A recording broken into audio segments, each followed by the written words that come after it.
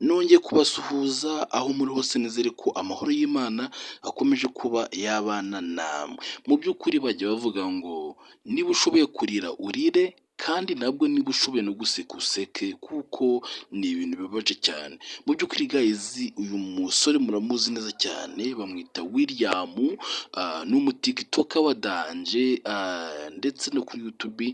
Mu by'ukuri ni ahantu henshi cyane yagaragaye ku mashusho kandi akarebwa n'abantu benshi cyane.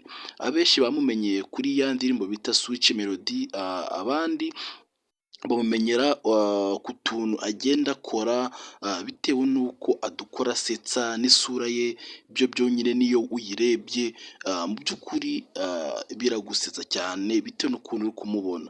Noneho yifitiye inyahano wagira n'iy'urutozi kubera ko uyu musore ubundi kugira ngo akore ibintu bya TikTok ngo kugira bimuhire n'ubusanzwe ataraba umutikitoka, umuntu biramurebwa akisekera bitewe n'ukuntu ateye mu maso. Mu by'ukuri guys rero ntabwo byamukundiye kuba yamara imyaka myinshi ku isi. Ni ikibazo gikomeye cyane kandi cyabaje abantu benshi cyane, ndetse natwe tutisize. Mu by'ukuri uyu musore aturuka muri Leta Zunze Ubumwe za Amerika aho bita muri USA. Uyu musore niho aturuka cyane, niho avuka, ariko igihugu arimo abenshi bavuga ko ari muri Uganda, abandi bakavuga ko ari muri Kenya. Mu by'ukuri uyu musore ubu ngubu atuye muri Uganda. Mu by'ukuri guys uyu musore mubona William yaragize imyaka 29 akora ibintu by'imbuga nkoranyambaga kuko ngo yabitangiye agifite imyaka 15, ariko uyu munsi ntabwo byamushobokeye. Buriya bajya bavuga ngo ubuzima burahinduka cyane. Rero ikinzanye aha ngaha ngiye kubabwira icyamwishe, ariko namwihangane kabisa, mwihangane.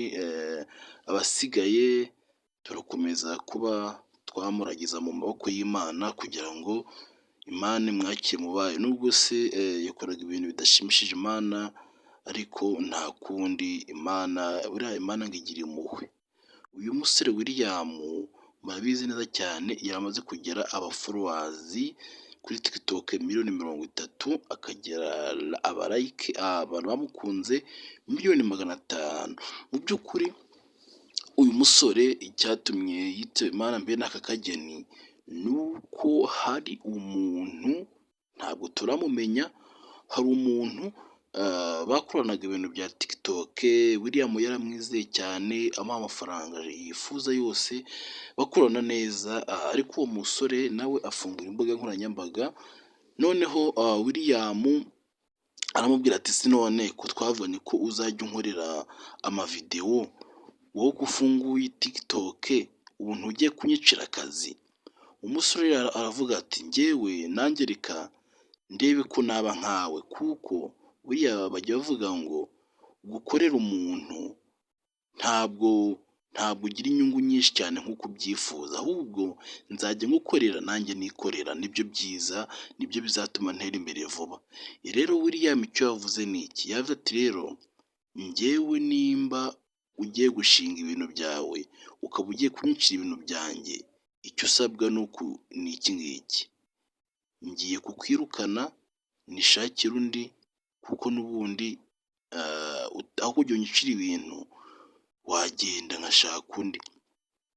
William icyo yakoze ni iki ngiki: yahise amwirukana, azana undi mutipe ngo bajye bakorana ibintu bya TikTok. Muzanamubona, ni umutipe musha usa nk'aho ari muremure, muzamubona. Noneho akimwirukana uwo muntu icyo yakoze ni iki ngiki: yagiye, kuko nawe yari afite amafaranga menshi cyane, kuko William yaramaze kumukiza. Bariya bajya bavuga ngo umuntu ukiza amaso akayagukanurira. Ibaze gukiza umuntu ukamugeza ku cyari cyo, yarangiza kubera ko nyine uba waramuhaye inoti nyinshi cyane akagutegesha, nyine akakwicisha. Erega iyo ufite amafaranga nta kintu udakora. Rero William uwo muntu yamwicishije, n'icyo yari agamije nyamukuru ngo yarashaka gutwara imbuga nkoranyambaga za William. Nicyo cyatumye ngo amukindura mbe n'aka kageni. kuko icyo yashaka kwari ukugira ngo amukure ku isi, akoreshe imbuga nkoranyambaga ze yisanzuye, amafaranga yose ajye ayatwara. Rero uwo musore yahise afata abasore batanu, ababwira ko agomba kubaha miliyoni 20 ngo bamwicire William. Rero William ntabwo byatinze, abo basore batanu baje bamubwira ko bamufana, bamwivugishaho neza. William arateka arabagaburira mu by'ukuri, ariko bafite icyo bagamije. Nyuma baje kuba bamwataka, bamukubita igisongo cyo mu mutwe. William ategarama aho ngaho. None muri iki gitondo batubwiye amakuru mabi cyane, amakuru kuko burikira icyo gihe William yaratabaje, ibyo byose birukanka, ariko abaturage baza gutabaza baza gutabara nyuma, basanga William ari kuvirirana amaraso mu bwonko. None bamujyana ku bitaro, baramuvura, abaganga batanga icyizere ko agomba gukira. Ati ahubwo ngo ari no gukira, atangiye no gukira, ariko nyuma William yaje kuba yitaba Imana. Abenshi twe twari tuzi ko ararokoka, ariko ntabwo byamushobokeye. Guys, rero ngayo nguko nuko nguko bimeze, gusa nyine mwihangane nkuko natwe twihanganye. Icyiza muri ibi ngibi, hari abavuga ngo William ngo yadususurutsaga, ubu ngubu ntizongera kudususurutsa. Mu by'ukuri William avukana n'abasore batatu, bose basa, bose basetsa.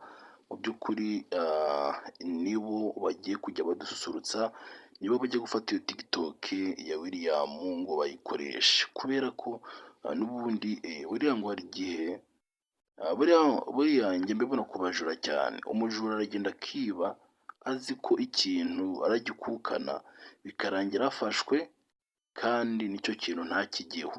Rero urabona William icyo bamwiciye ni TikTok ye, kandi n'uwo muntu batanze amafaranga menshi cyane kugira ngo bamwice, none iyo TikTok ntabwo ari we uzayikoresha, kuko n'ubundi barangije kumufata, bamufashe isura, RIB iramushakisha, none yamufashe, kumva agiye gukatirwa igifungo cya burundu. N'ayo ma TikTok yarashaka ntayarabona. Ayo ma TikTok rero arasigarana barumuna ba William. Mu by'ukuri rero mwihangane kandi mukomere, ariko ntaribagirwa, uri kunyumva kano kanya, niba ushaka gukina filime, nyandikira 0790300842. Mu by'ukuri ariko nubwo se twamamaza, birababaje cyane, birababaje, kandi mukomeze mwihangane. Amahoro y'Imana akomeze kubana namwe. Sawa sawa, ciao ciao.